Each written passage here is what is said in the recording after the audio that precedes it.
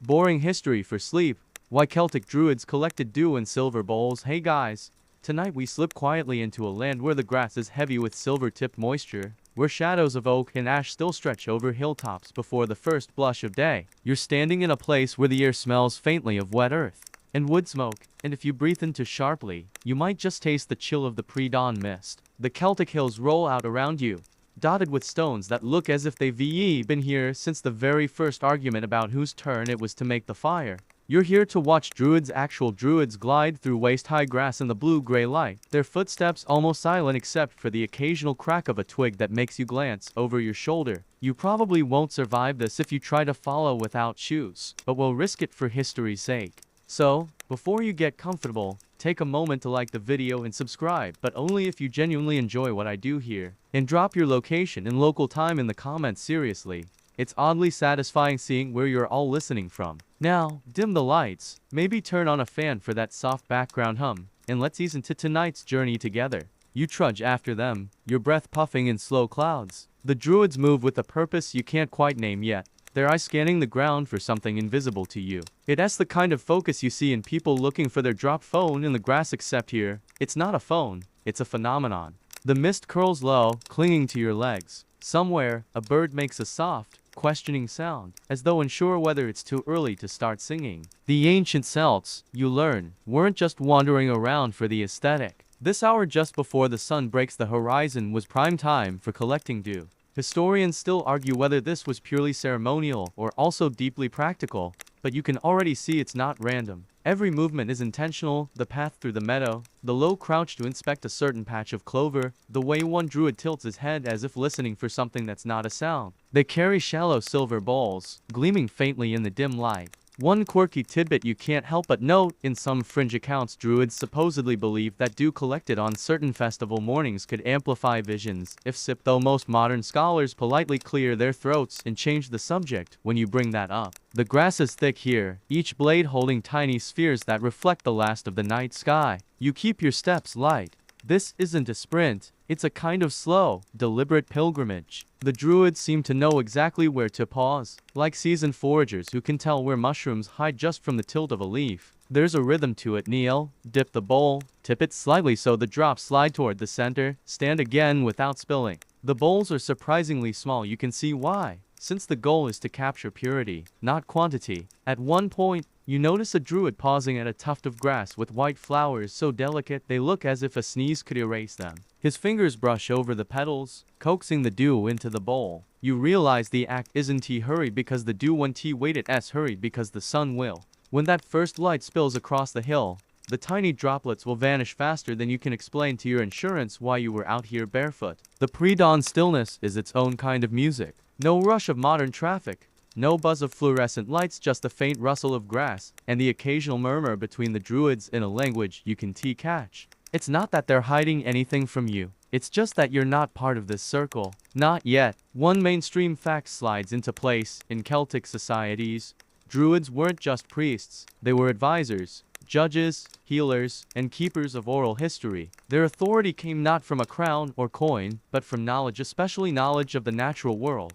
Dew, to them, wasn't just water that happens when the grass gets cold. It was a living link between the sky above and the earth below. Your mind wanders briefly to the idea that somewhere, thousands of years later, you'd be standing here imagining this scene, knowing that historians still can't quite pin down every reason why druids did what they did. Was it magic? Was it medicine? Was it symbolic politics wrapped in nature's glitter? The truth is probably some blend of all three, like a smoothie where you can't tell which ingredient was supposed to be the star. One of the druids, a tall figure with hair braided in a way that makes you think of river currents, steps past you without acknowledgement. His bowl is already half filled with clear liquid. You think about how much effort goes into each drop, how many blades of grass have to be brushed just so to coax them in. In modern terms, it's the artisanal coffee of its day, small batch, painstakingly sourced, and only available for a short window. You notice your own hands are chilled now, fingertips damp from touching the grass earlier.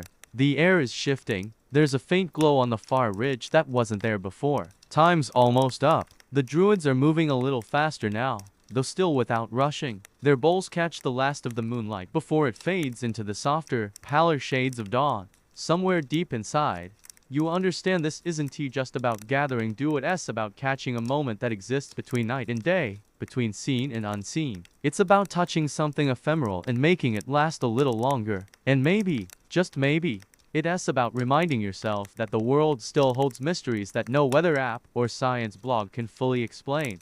You stay close as the druids wind back toward a more open patch of the meadow, where the grass thins just enough for the bowls in their hands to catch more of the dim light. Here, the silver is unmistakable, bright even in the blue-gray dawn, as if it's been storing moonlight all night just for this moment. You can't help but notice how carefully they cradle each vessel, not the way you carry a soup bowl, but the way you carry a baby bird you afraid might fly off before you ready. Silver, you realize, isn't just decorative here. In Celtic lands, this metal had an almost magnetic allure. Mainstream archaeological finds, torques, brooches, coins make it clear silver wasn't exactly common. It was a symbol of status and mystery, and the Druids' choice of silver bowls was likely deliberate. Historians still argue whether it was because silver was thought to purify water, or because it simply looked otherworldly in low light. After all, the shimmer could easily be read as a sign that you were holding something touched by the divine. One quirky tidbit from fringe accounts slips into your mind. Some believed silver could sing if struck at the right angle in moonlight, though you've yet to hear of any archaeologist smacking a 2000-year-old relic just to test it. Still, you imagine the sound thin, clear, like the ring of a crystal glass, and how it might have echoed in a quiet grove while the druids worked. The bowl in the hands of the druid nearest you catches your eye. Its surface is beaten, not polished, each hammer mark scattering the light into 1,000 tiny points. You think about the person who made it. No mass production here,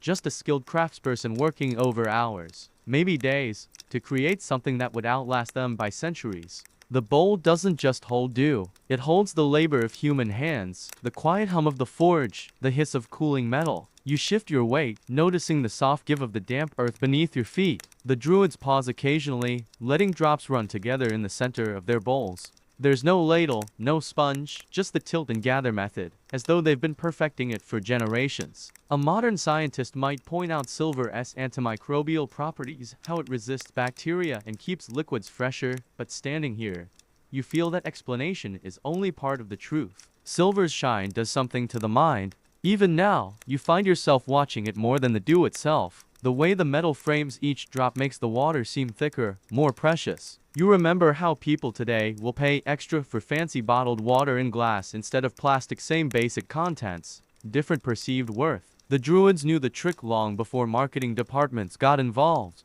The light shifts a little, a faint rose creeping into the horizon. You can almost sense the druids' internal clocks ticking. They know this glow means they have minutes, maybe less, before the dew evaporates. Still, none of them rush. If anything, their movements grow even more deliberate, as though silver demands a certain grace from its bearer. One druid turns slightly, and you see the inside of his bowl, a thin pool at the bottom, reflecting the world above in reverse, the sky upside down, trees bending toward the earth. It's a miniature universe in a shallow dish, and you wonder if that symbolism was lost on no one back then.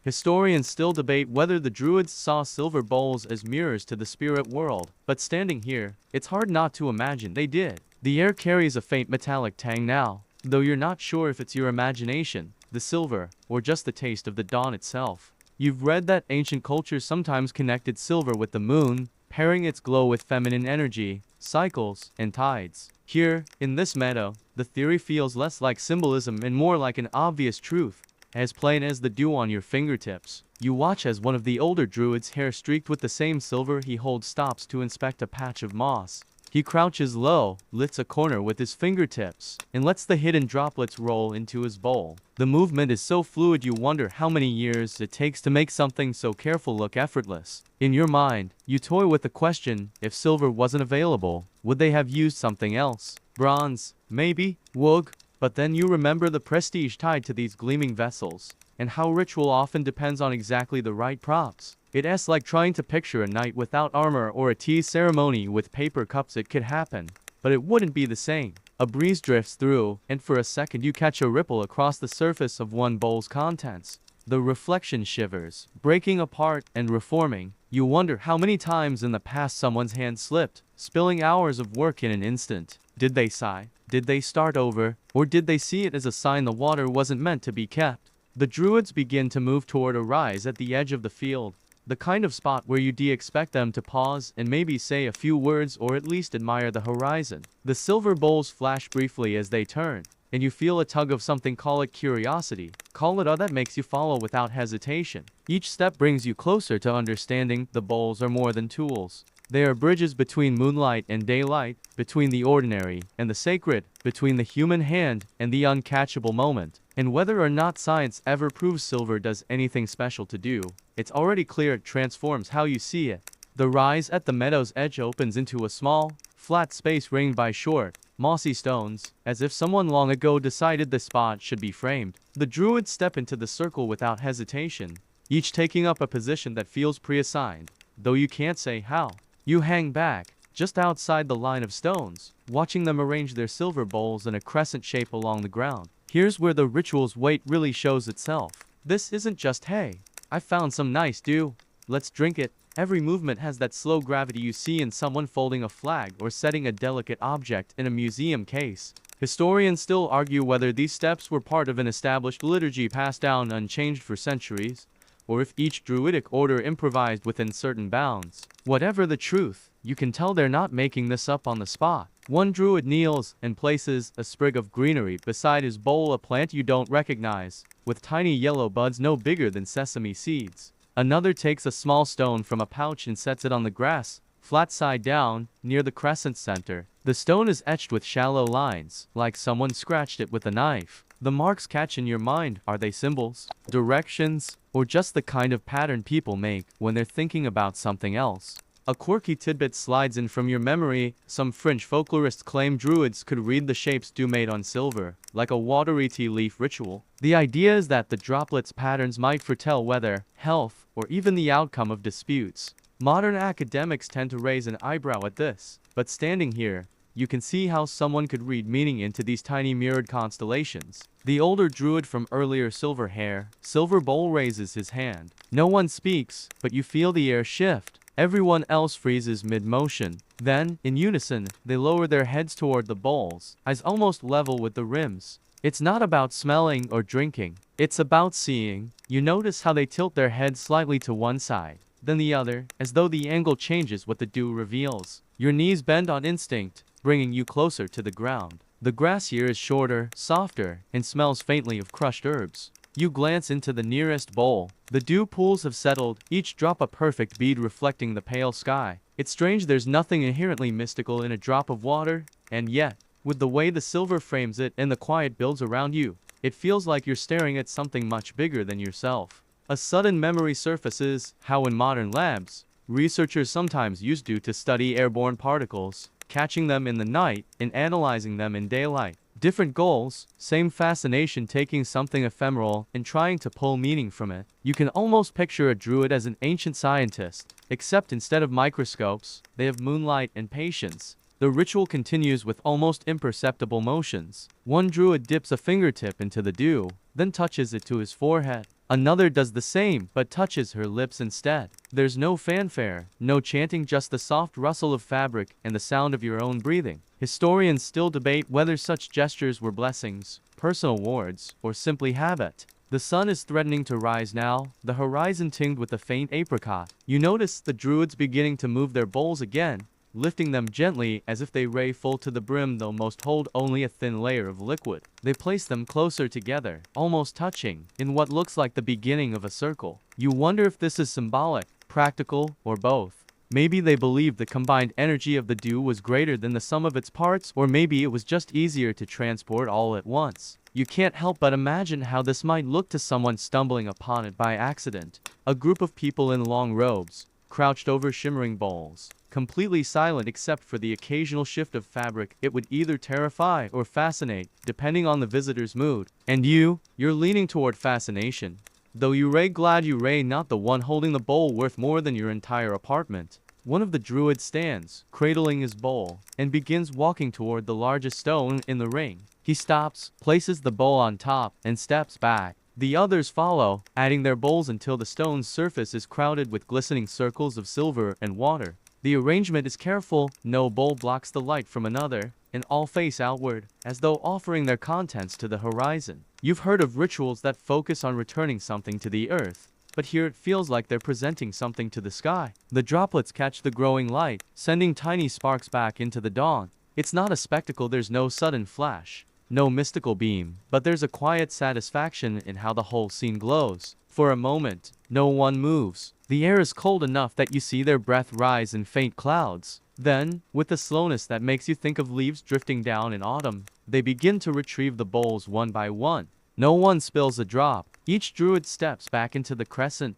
holding the bowl at chest height, and turns slightly toward the others. You realize this entire sequence, finding the dew, gathering it in silver, arranging it here, might be less about the water itself and more about the act. The repetition, the precision, the shared stillness, it's all a kind of binding thread, weaving people together across generations. And just like that, the spell breaks, not with a bang, but with a quiet shifting of feet and a slow turn toward the path back through the meadow. The ritual's weight lingers, though, like the aftertaste of something you can't quite place. You take one last look at the moss-ringed clearing before you follow. The path back is not a straight one. Instead, the druids weave through patches of taller grass, dipping down into little hollows where the mist seems thicker. You realize they're not finished yet. This is a second sweep. But here the focus is different. They're seeking plants, not just any grass. And once you start looking closely, you see the pattern. Dew doesn't lie evenly everywhere. A low cluster of wild thyme catches your attention. The tiny purple blossoms are heavy with moisture, their scent waking up in the cool air. A younger druid crouches, silver bowl balanced on one knee, and tips the plant so the droplets fall inward. You lean closer, catching that sharp herbal smell that makes your sinuses flare. Mainstream botanical history notes that thyme was valued not just as a culinary herb, but for its antimicrobial qualities. Collecting its dew might have been an attempt to infuse those properties into the water itself. The druids fan out, each seemingly drawn to a different species. Yarrow, with its feathery leaves, meadowsweet, standing tall with cream-colored plumes, and clover, the three-lobed leaves glistening like green coins. You remember reading that some ancient herbalists believed dew gathered from specific plants at certain times of the year could be more potent than from bare grass.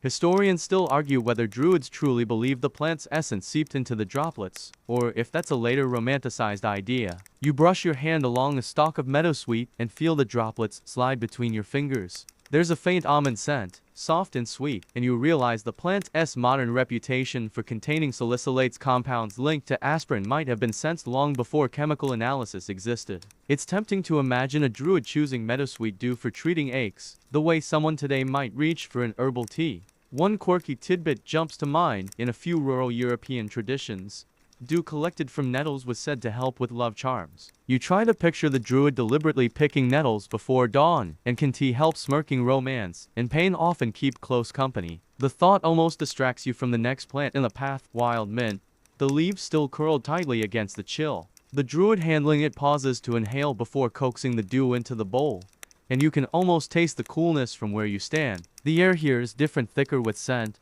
layered in greens, florals, and earth. Your feet sink a little into the softer ground where moisture gathers. The mist swirls at knee height, and for a moment you get the sense that this entire glade is breathing with you. You watch an older druid select a patch of clover tucked near a low stone. He touches each leaf lightly before tipping it, careful not to shake off the droplets too soon. This slowness makes you think of tea ceremonies in another part of the world, where every gesture is practiced and nothing is hurried. Above, the sky is still holding onto its darker shades, though the edges are lightening. The druids don't look up often, they seem to feel the changing light through their skin. One by one, their bowls grow heavier with the mix of dew from different plants, a collection not just of water, but of landscapes in miniature. You start to notice a quiet hierarchy in the choices. The rarer plants, the ones tucked away in shade or half hidden under stones, draw more attention.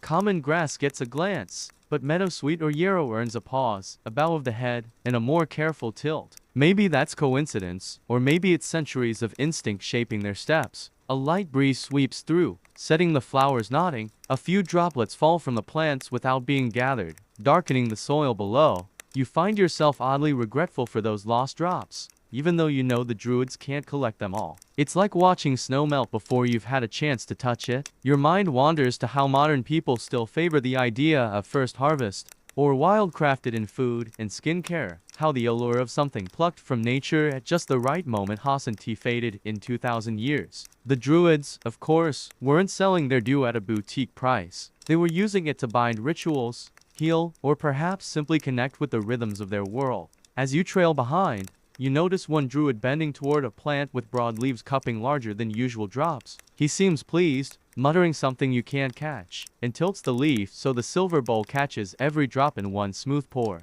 The leaf springs back, a little lighter, the dew's journey now redirected into human hands. They're slowing now, the plant choice is growing more selective. You realize the sun is winning against the mist. The sparkle is dulling on some leaves already. The druids begin to angle their steps toward the grove you left earlier. The bowls are fuller now, the contents shimmering with a mix of scents and colors only the subtlest nose could detect. You take one last look at the glade, the thyme and mint still holding onto a few final droplets. In another hour, it will look like an ordinary patch of field, all magic gone until the next perfect dawn. But for now, you follow the silver bowls back through the thinning mist, carrying the sense that you've just seen the plants kissed by the moon, and you know their secret won't stay with you for long.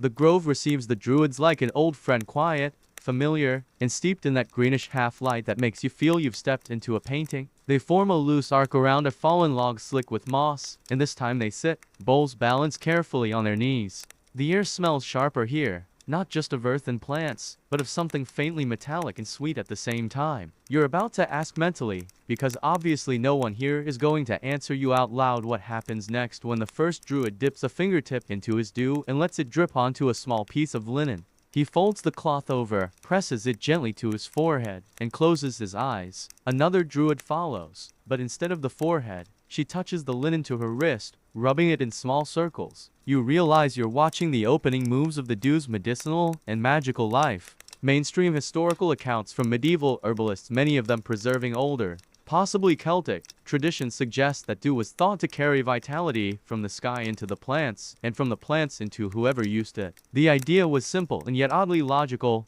If plants look fresher after a night under the stars, maybe people will, too.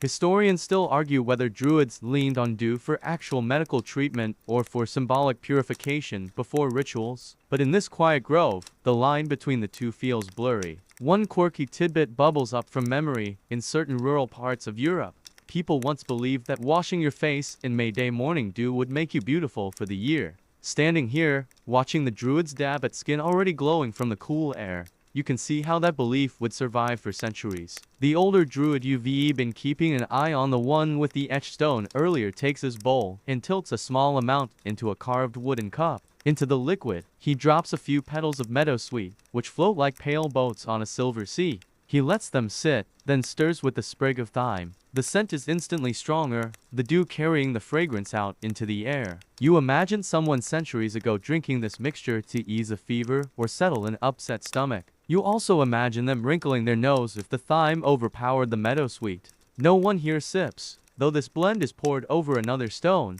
darkening it briefly before the liquid runs into the moss. A libation, perhaps, an offering to whatever unseen force they believe oversees this exchange. A younger druid stands, bowl in both hands, and steps toward a smaller circle of stones within the grove. In its center, a shallow hollow in the ground is lined with more moss, and here she kneels, pouring the dew slowly into the hollow. The moss soaks it up greedily, darkening and widening circles. It's easy to picture this as feeding the earth, replenishing it with the same gift the sky gave the plants. You're struck by how practical and mystical blur together here. Dew might soothe a burn, clean a cut, or simply cool hot skin, but it also plays a role you can't measure with thermometers and scales. It's a bridge between worlds, sky to leaf, leaf to hand, hand to earth. You can't tell if these people think they're healing, blessing, or both, but you're leaning toward both yourself. The air is warming now, sunlight threading through the canopy in thin gold strands. One druid tips the last of her bowl over her hands, rubbing them together the way you'd use modern sanitizer.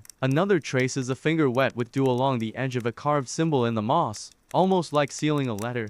Historians still debate whether certain festivals amplified dew's properties. Was Beltane dew really different from ordinary midsummer dew? In the absence of data, you suspect the answer is less about chemistry and more about the shared belief of the people using it. If everyone around you agrees that this morning's dew is charged with extra vitality, maybe you actually feel it.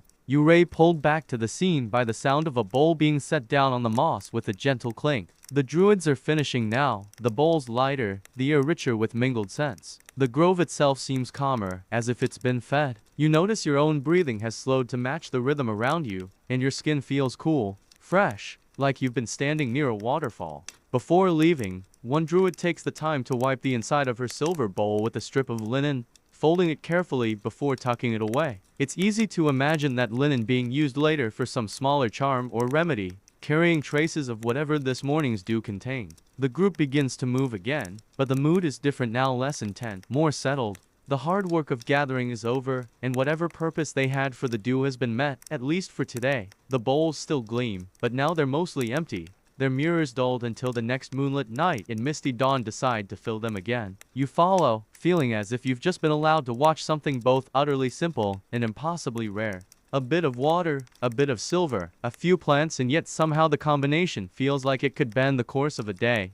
The druids leave the grove without a word, their robes brushing over the damp ground as they follow a faint path along the slope. You stay close, and soon the open meadow gives way to a ridge where the sky is suddenly wide above you. The air is cooler here, the wind brushing against your cheeks with a faint scent of pine from the distant forest. From this vantage, you can see the sun still hovering just below the horizon, its glow a slow spill of color. This is where the sense of timing comes into focus. You realize that nothing in the past hour has been random, not the moment they left the grove, not the order of plants they chose, not even the shape of the path back. Mainstream accounts of Celtic ritual note how strongly druids tied their actions to celestial cycles, the phases of the moon, the rising of certain stars, the tilt of the sun at specific times of the year. Historians still argue whether this was driven by practical observation or by religious symbolism, but standing here, it feels like both.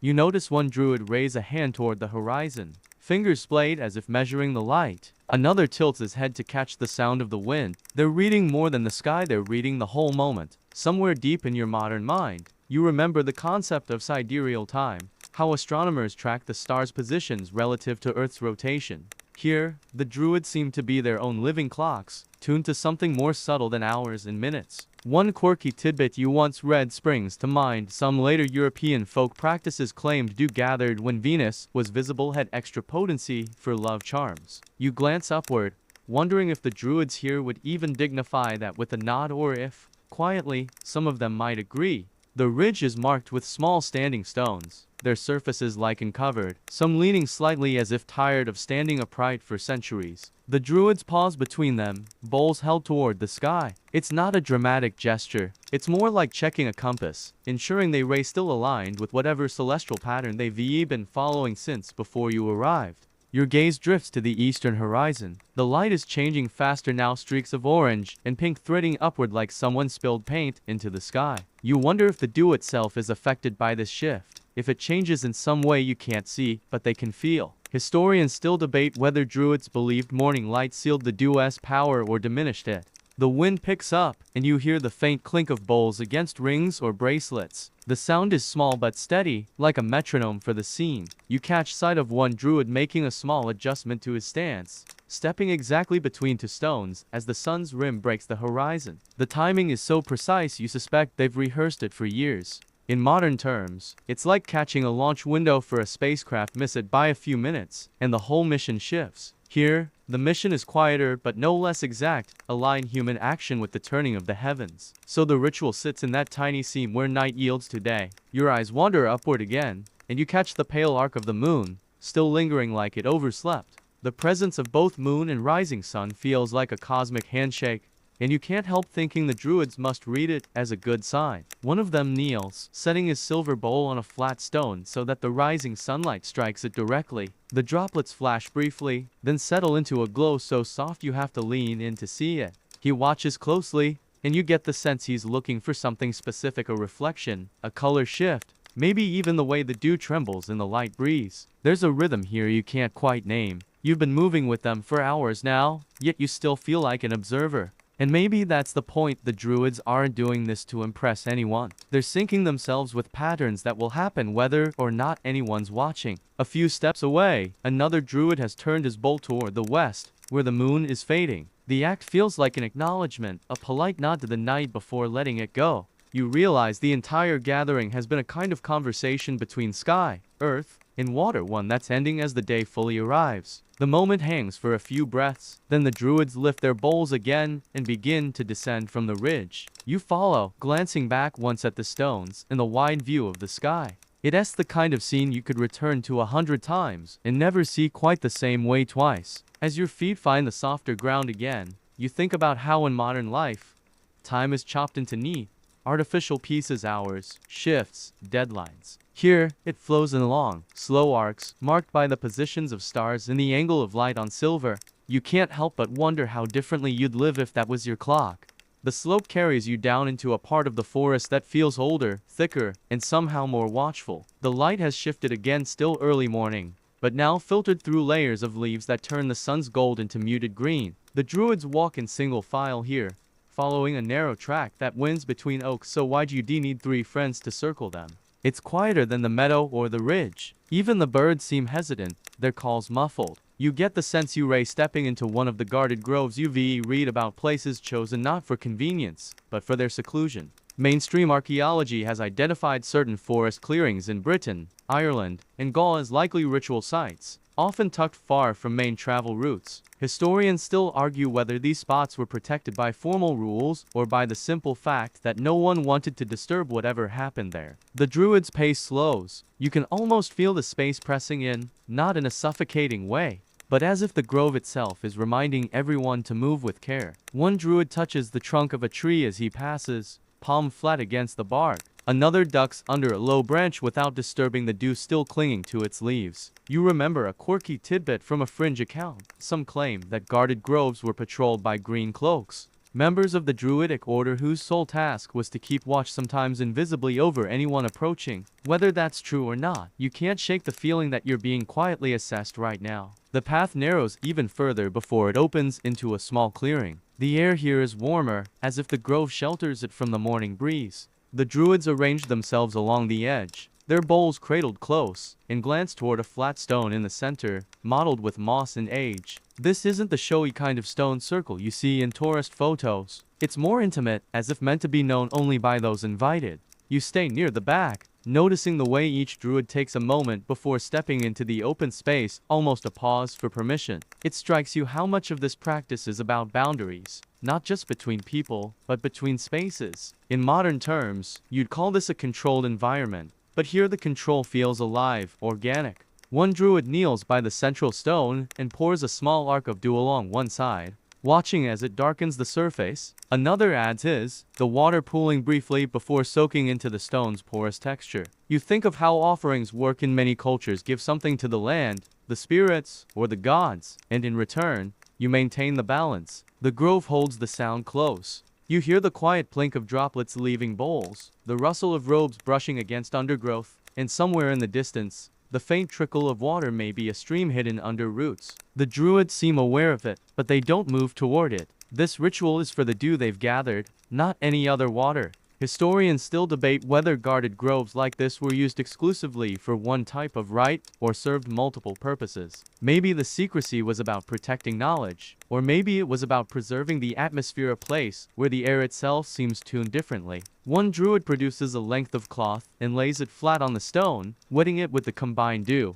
He folds it once, twice, then presses it to his chest. Another does the same with her own cloth, placing it over the moss at the base of the stone. The movements are deliberate, but not theatrical. You get the impression they aren't performing for anyone, not for a crowd, not for a god in need of flattery, but for the sake of the act itself. A small breeze stirs the leaves, and for a second, a shaft of sunlight pierces the canopy, landing directly on the stone. The silver bowls flash, and you notice the druids glancing toward it in unison, like they've been waiting for that moment. Then, just as quickly, the light shifts, and the canopy closes again.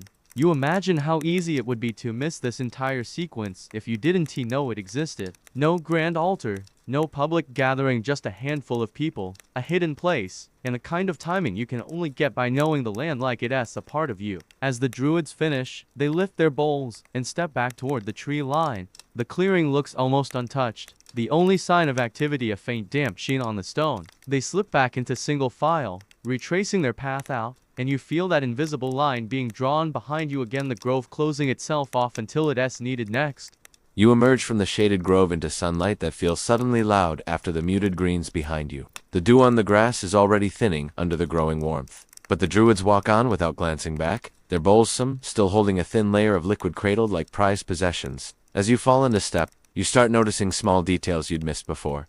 The ornamentation on the bowls, the way certain druids wear heavier torques or more intricate brooches. It clicks these aren't just personal fashion choices. In a society where precious metals were rare, silver wasn't just about beauty, it was about status. Mainstream archaeology makes it clear that ownership of silver often marked someone as elite. Historians still argue whether druids were born into such positions or rose to them through learning and service. But here, it's obvious that the more elaborate the silver, the higher the bearer's place in this quiet hierarchy. One quirky tidbit from a fringe source flickers through your mind. Some claim druids could tell a person's entire lineage by the design hammered into their silverware. You doubt it's that exact, but you can see how designs might encode tribal identity or achievements, much like military medals or academic robes today. The older druid with the etched stone, his bowless rim chased with tiny knotwork spirals walks, slightly ahead of the others. When he shifts it in the light, the pattern almost seems to move.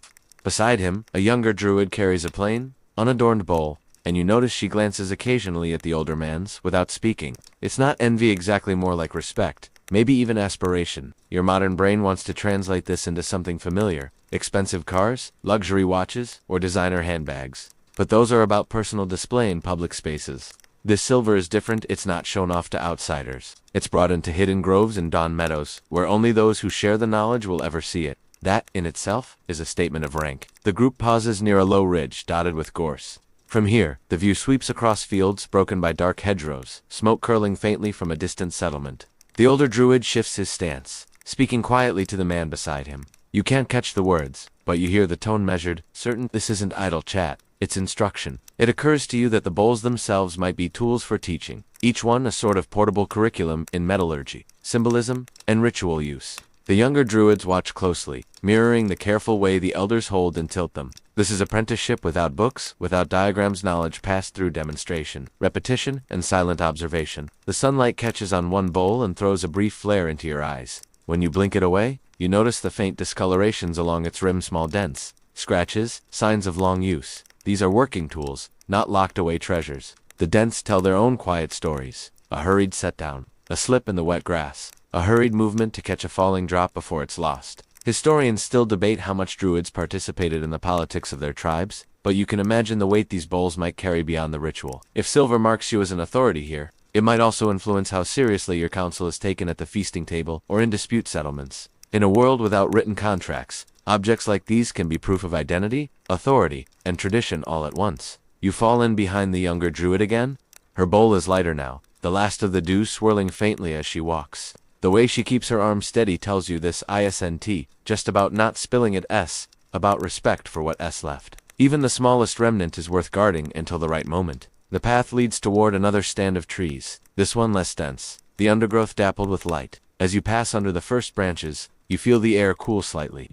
The druids don't pause, but their pace evens out, as though the shift in temperature and light is part of their unspoken cadence. You think of modern organizations with their visible signs of rank, uniform stripes, office sizes, parking spaces. The druid system is subtler, woven into tools and traditions, carried into places outsiders will never see. It makes you wonder how many hierarchies exist in the modern world that are invisible to anyone not directly involved. The trees open again into a small clearing where a single flat rock catches the morning light. One by one, the druids step forward and tip the last of their dew onto its surface.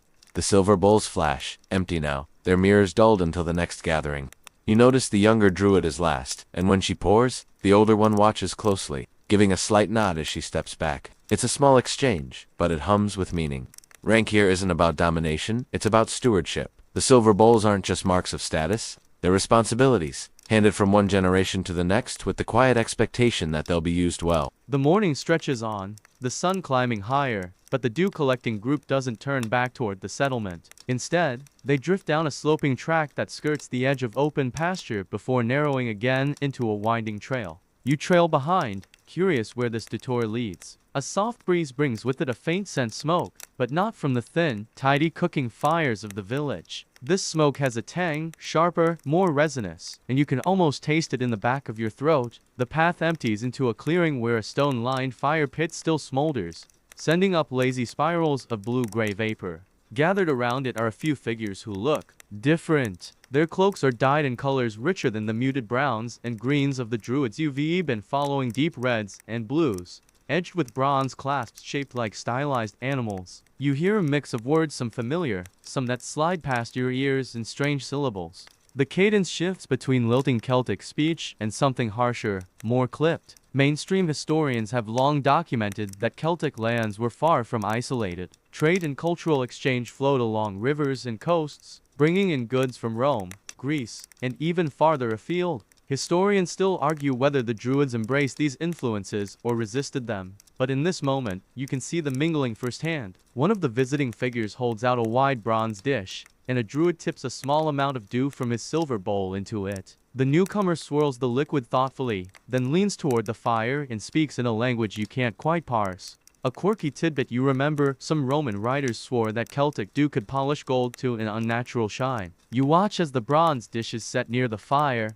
and a lump of gold, small but pure, gets placed inside. Whether it's polishing, blessing, or simply symbolic, you can't tell. But everyone present watches the process with the same quiet attentiveness you saw in the groves. A few moments later, a Greek-style amphora is produced, its painted surface chipped but still vivid with swirling sea creatures. The amphora's mouth is stoppered with wax, which is pried out using a slender iron tool. A heady aroma of herbs and honey escapes, and you feel your stomach tighten, not from hunger, but from the sheer richness of the scent. The liquid inside is poured into small clay cups and passed around, offered first to the Druids, then to the visitors. It's not a loud gathering. No one claps shoulders or bursts into laughter. It's all nods, murmurs, and the occasional gesture toward the bowls. The dew, the gold, the honeyed drink, they ray all part of an exchange that's less about material value and more about trust and continuity. One of the younger visitors notices you watching and raises an eyebrow, as if to say, "Not from around here, are you?" Before you can muster a reply in your head, he shifts his gaze back to the fire. You get the feeling outsiders don't stay outsiders forever. But there's a process, and you're still several steps away. The older Druid you've been quietly tracking accepts a small pouch from one of the visitors. When he loosens the drawstring, you catch a glimpse of tiny blue beads, glass, catching the sunlight. In many ancient Celtic sites, such beads have been found far from their likely origin in the Mediterranean, proof of wide-reaching trade. Whether they're payment, gift, or token, you can be sure, but the way the Druid tucks them into his robe suggests they weigh more than trinkets. The conversation drifts toward the edge of your understanding again, and your attention wanders to the surrounding woods. A low stone wall, half collapsed and buried under moss, arcs along one side of the clearing. Maybe it's the remains of an old boundary, a marker of territory long before this meeting became routine. Or maybe, like so many things here, it's both practical and symbolic. Historians still debate whether these kinds of exchanges do for gold, herbs for beads were common or rare, but here they feel woven into the rhythm of the year. The visitors don't linger, nor do the Druids press them to stay. After a final round of murmured farewells, the cloaked strangers take their leave, heading down a different track toward the river valley. As the last of them disappears into the trees, the Druids gather the now empty silver bowls. The fire's coals are scattered, the smoke thinning into nothing. Without a word, the group resumes walking, the beads, the gold, and the amphora now folded into the tapestry of whatever comes next. You glance back once, but the clearing already looks like a patch of forest floor no different from the rest, its secrets now tucked behind you with the others. The forest closes in again, branches arching overhead until they form a tunnel of shadow. The air cools, the smell of damp leaves thick enough to feel on your skin. The Druid's pace slows, not out of fatigue, but as if the shift in light demands a shift in mood. You follow their rhythm, listening to the soft swish of robes through ferns. The path twists toward a rocky outcrop where the ground is studded with quartz pebbles that flash faintly underfoot. Here, the group stops, and the older Druid steps forward, silver bowl balanced in both hands. He sets it down on a flat stone, and for a moment the whole group just waits. Historians still argue whether Celtic Druids dabbled in what we call alchemy, or whether that's a later projection by medieval chroniclers who wanted to make them sound mysterious. But the scene unfolding in front of you could fuel either side of the debate. One fringe account you've read claimed dew was the prima materia, the purest starting substance for transformation both physical and spiritual. That same account insisted that when gathered in silver, dew absorbed lunar energy, making it a key ingredient for metals to perfect themselves. You've always rolled your eyes at that one. But now, as the druids place small lumps of dull gray metal around the bowl, you're wondering if maybe someone wasn't just making it up over a pint. The older druid kneels, murmuring words too soft to catch. He dips a fingertip into the bowl, lifts a single drop, and lets it fall onto one of the lumps. The rest of the group watches, completely still. You catch a faint hiss, not steam exactly, but something like it as the drop lands. Maybe it's just the morning sun warming the stone, but in the charged silence, it feels like the world has narrowed to that single contact point. You imagine the scholarly arguments this would ignite. Was this metallurgy, magic, a symbolic gesture dressed up as science? Mainstream archaeology would lean toward the latter, noting that many rituals involving materials had little to do with their actual chemical transformation and everything to do with the social or spiritual one. But as you stand here, it's hard to separate the two. The act itself feels like it's meant to bridge both realms. The younger druid from earlier steps forward, cradling her own bowl, emptier now, but not completely dry. She repeats the process, her drop falling on a different piece of metal. There's no visible change, but the air between her and the older druid seems to tighten, as though something important has just been passed between them without words. You think about modern parallels, scientists in lab coats working beside spiritual healers, chefs who treat ingredients as both food and art, astronauts reading poetry before launch. We like to separate disciplines now, but here, in this shaded glade, there's no division between science, spirituality, and performance. They're threads in the same braid. One of the druids produces a small bundle wrapped in leaves. Inside is a fine, pale powder. He sprinkles a little into the bowl of dew, where it swirls lazily before settling. The scent is faint but sharp, like crushed pine needles. Another quirky tidbit surfaces. Some medieval sources claim druids mixed dew with powdered mistletoe to make living silver, a material that could heal wounds or protect the bearer. Was that what you're seeing? Or is this something entirely different? The process continues, slow and deliberate, each person in the circle adding something: herbs, stones, even what looks like a scrap of woven cloth into the dew. The bowl never overflows, never empties completely, as if it's just big enough for whatever they need.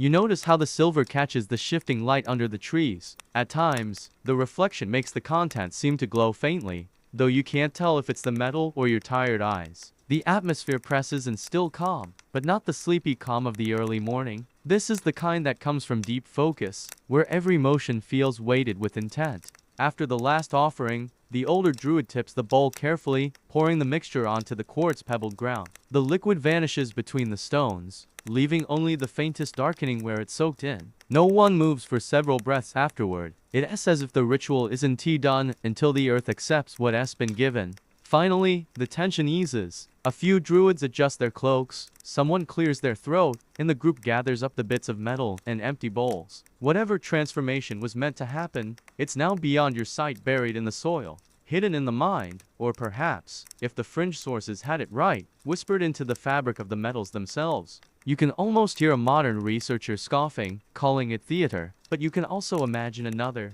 leaning in with fascination, saying, "We might never know exactly what they thought they were doing, but that doesn't make it meaningless." And here you are, halfway between the skeptics and the believers, walking on through the quiet forest with the memory of silver, dew, and that small hiss still lingering in your ears.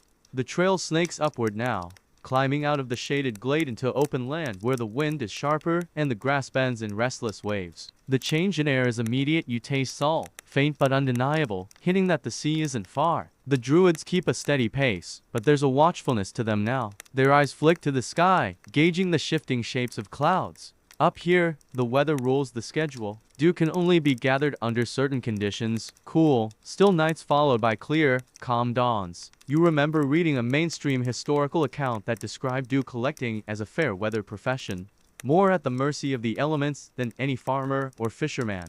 That's not entirely fair after all. Farmers can plant again, fishermen can sail another day, but dew? Miss a single morning in the right season, and you might wait months for another. Historians still argue whether druids had some hidden way of preserving dew for long periods, or whether it had to be used fresh.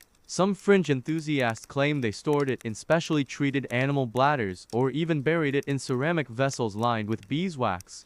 But hard evidence is thin. If that was true, it might have been a hedge against mornings like this one is threatening to become. A sudden gust pulls a dark line of clouds over the sun, and you feel a sting of cool droplets, not dew, but the edge of a light rain. The druids pause, scanning the horizon as if debating whether to retreat or press on. You catch the older druid's low voice, not in ceremony this time, but in the practical tone of someone measuring risk. Dew diluted by rain loses whatever special quality thereafter.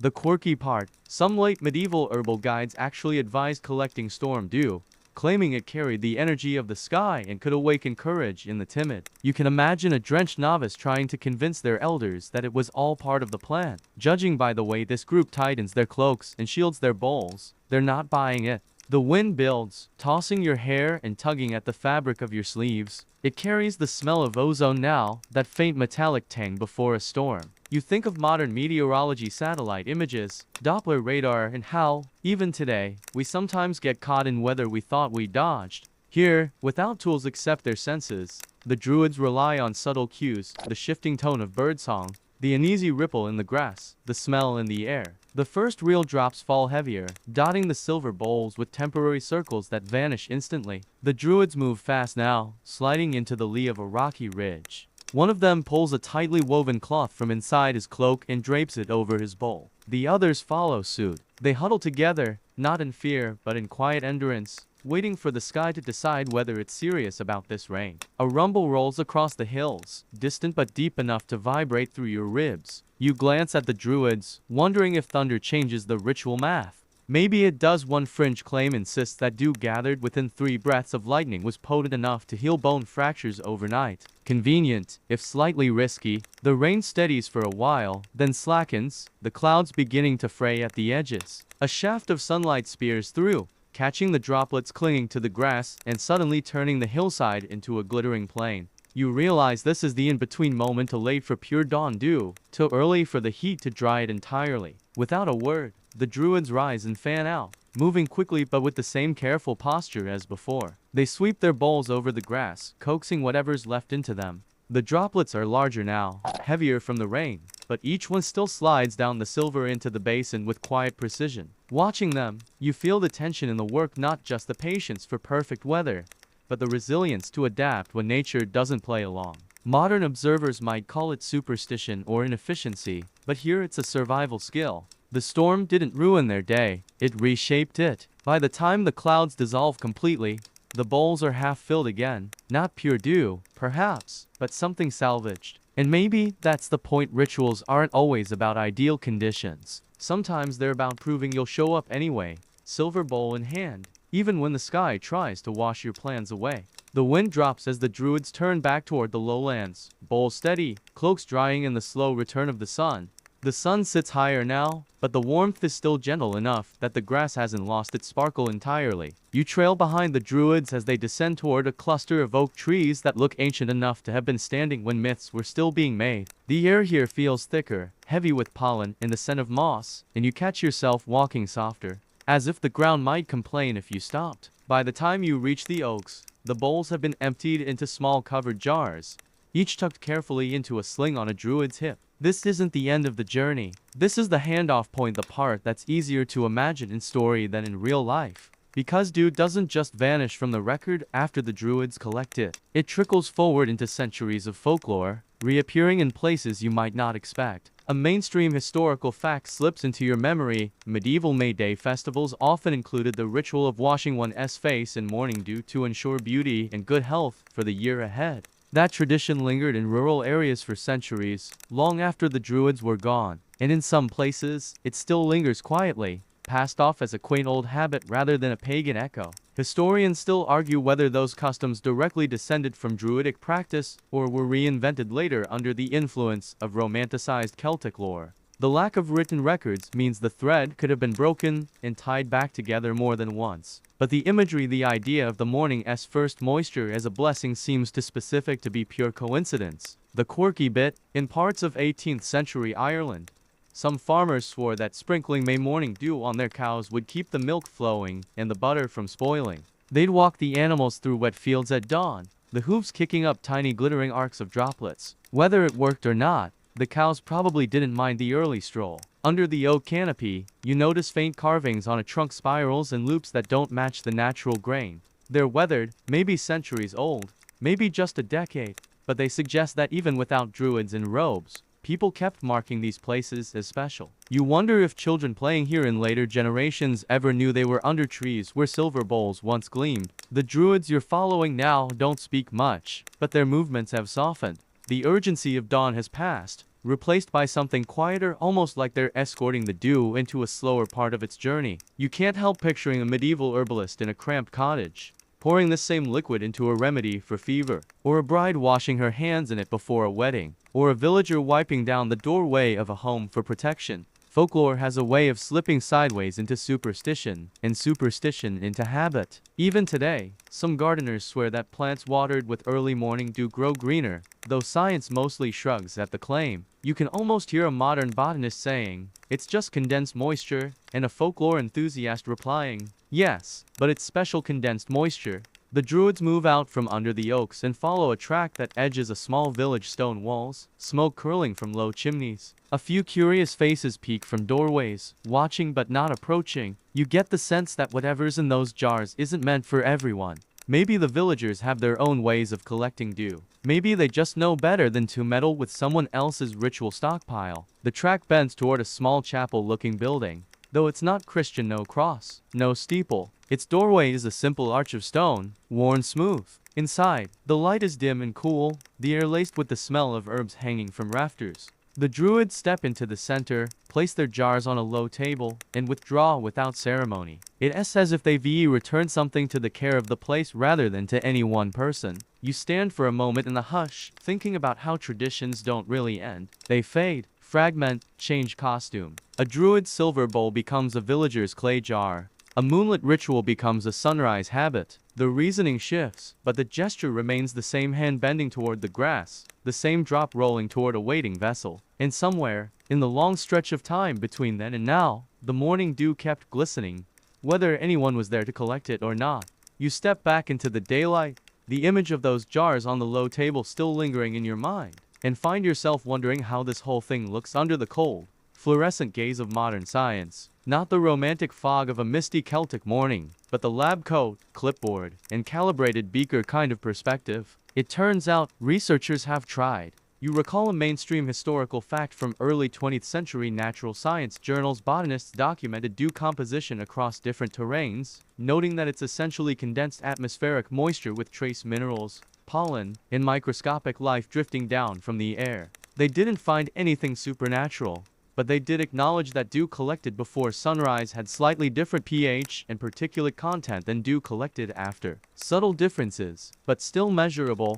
Historians still argue whether this scientific curiosity sprang from genuine interest in ancient practice, or from a kind of Victorian-era romanticism about rediscovering the secrets of the Druids. Some scholars claim the whole idea of studying dew in the lab was a side effect of the broader Celtic revival. People wanted hard proof that the old ways held overlooked truths. Others think it was just scientists being scientists, testing whatever could be scooped into a sample jar. The quirky side. In the 1970s, a fringe health movement sprang up in parts of Europe claiming that drinking morning dew detoxified the body and boosted immunity. Enthusiasts were spotted crawling across suburban lawns with turkey basters and Tupperware at dawn. Predictably, public health officials advised against it. Urban lawns aren't exactly pristine meadows. Still, the image of a middle-aged accountant in gym shorts harvesting dew before work is hard to shake. You walk with the druids down a gentler slope now, though in your mind's eye the modern overlay keeps flickering in.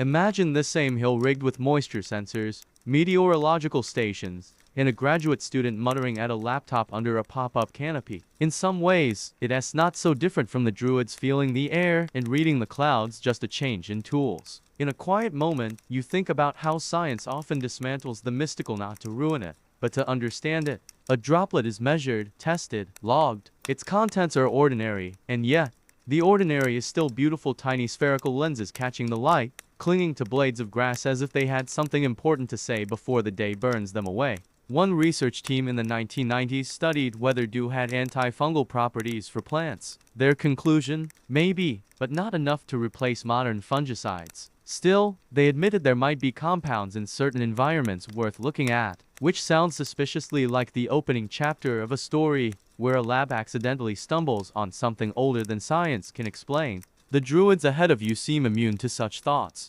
They aren't measuring or theorizing. They're simply moving in rhythm with something that works for them. They may not know the exact breakdown of nitrogen content in their dew, but they know which moon phase makes it feel more alive, which weather patterns give the best yield, and how to keep a silver bowl from tarnishing before it's needed again. As you cross a narrow stream, you spot a heron standing perfectly still in the reeds, watching you with one yellow eye.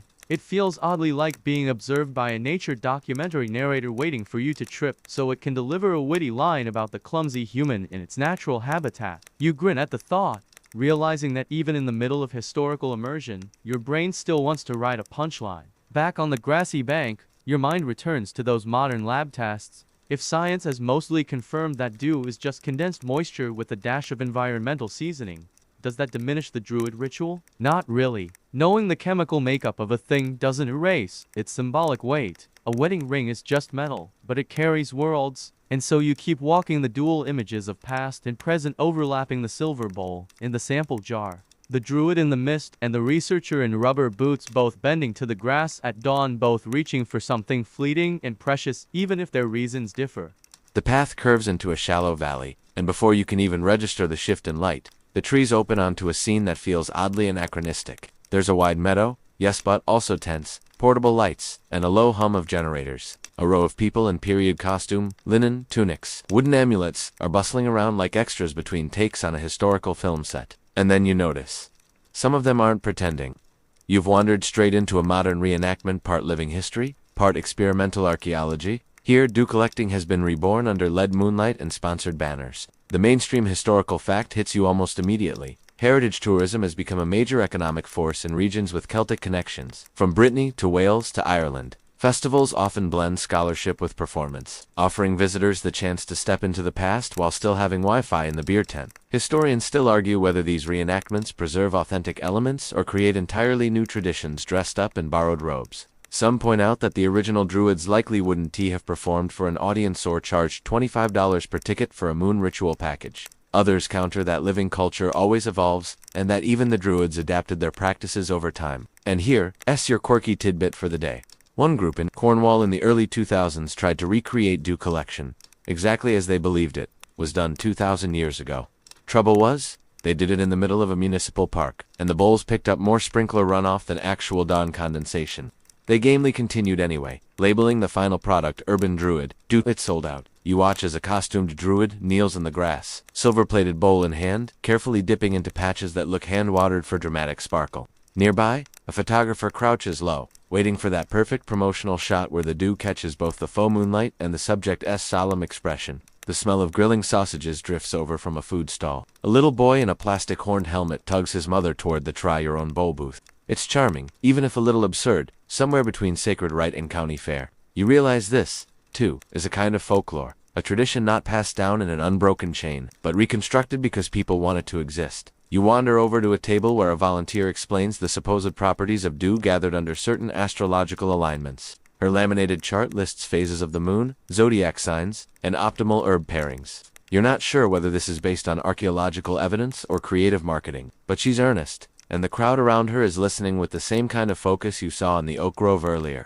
In a quieter corner, two researchers from a local university are taking notes on how visitors interact with the reenactment. You overhear them discussing performative authenticity and the interplay of narrative and sensory immersion. They nod appreciatively as a costumed man offers them a taste of harvested dew in a shot glass filtered and bottled. Of course, the druids you've been shadowing since dawn have blended into the scene. Their robes look worn and natural next to the pressed, costumed versions. You catch one of them smirking as a reenactor tries to keep a polyester cape from snagging on brambles. It's a reminder that the line between living tradition and performance, isn't just blurred practically braided. You're drawn toward the edge of the meadow, where a cluster of modern camping gear hides in the shade. They're away from the festival chatter. A small group is actually collecting dew in the old way. No lights, no spectators, just breath visible in the cool air, and the soft plink of droplets into a real silver bowl. You recognize them instantly as the same druids from the earlier journey. And suddenly, the reenactment feels like a stage built around a core that's still alive. The morning is slipping toward noon, and the dew is nearly gone, But here under the trees, it feels like time hasn't moved at all. The last stretch of the walk feels different not because the landscape has changed, but because you sense the night finally loosening its grip. The sky above is no longer the deep velvet of pre-dawn. It's softening into that pale gradient that hints at warmth just over the horizon. The druids ahead of you move slower now, as though savoring these final minutes before the first true sunlight touches the ground. You spot one figure crouched low, almost embracing the earth, lifting a final silver bowl heavy with gathered dew. The droplets cling to the rim in trembling arcs, each one catching a shred of reflected moonlight. You remember the mainstream historical fact that silver, aside from its cultural symbolism, has genuine antibacterial properties, something the druids might have recognized in their own way, centuries before microscopes. Historians still argue whether these last-moment collections held extra significance. Was it a superstition that the final dew before sunrise was the most potent, or simply a matter of wringing the most from the effort? The records, what little there are, remain frustratingly silent on the point, leaving scholars to debate in circles. Your quirky detail here is easy to spot. In some rural Irish tales, the last bowl collected before the sun broke the horizon was poured onto the roots of a sacred tree as an offering rather than for practical use. The tree, in turn, was believed to guard the people of that place. Whether that was ever done by historical druids or invented later by poetic storytellers, the image is undeniably powerful. One of the druids notices you watching and beckons you closer. You crouch beside them, the grass damp against your knees, and they tilt the bowl just enough for you to see how each droplet refracts the growing light differently now. There's a hint of pink in the edges, the first fingerprints of sunrise creeping in. Around you, the meadow is quiet. Even the reenactment site in the distance is still, its plastic tents and food stalls dim shapes without their artificial glow. It feels as if the whole world has paused for this transition. You can hear your own breathing, the faint rustle of a bird waking in the hedge, and somewhere far off, the muffled clap of a wooden pail against a cart. The druid tips the bowl into a small clay jar, sealing it with wax. They tuck it into a leather pouch at their side with the same care you've seen someone give to a newborn. Then, without a word, they stand and begin the slow walk toward the tree line, the others falling into step beside them. You follow, the dampness of the grass soaking through your boots, thinking about how this practice, part science, part art, part pure human stubbornness, has somehow endured in fragments through millennia. Not in a straight, unbroken line, but in scattered echoes and half-remembered shapes, reassembled and reshaped until they fit the needs of whoever holds the bowl now.